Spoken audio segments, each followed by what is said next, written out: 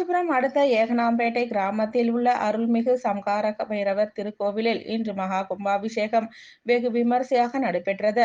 இதில் திரளான பொதுமக்கள் கலந்து கொண்டு சுவாமி தரிசனம் செய்தனர். காஞ்சிபுரம் அடுத்த ஏகனாம்பேட்டை அருகே நவசாகிப்பேட்டை பகுதியில் அருள்மிகு சம்கார பைரவர் திருக்கோவில் அமைந்துள்ளது.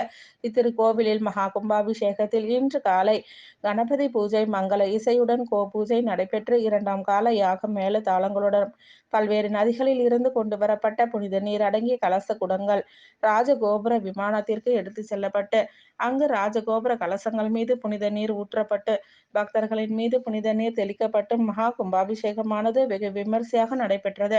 இந்த மகா கும்பாபிஷேக விழாவில் ஏகனாம்பேட்டை, ராஜாம்பேட்டை, ஐயம்பேட்டை மற்றும் அதனை சுற்றியுள்ள பல்வேறு கிராமங்களில் இருந்தும் திரளான பக்தர்கள் கலந்து கொண்டு சுவாமி தரிசனம் செய்தனர்.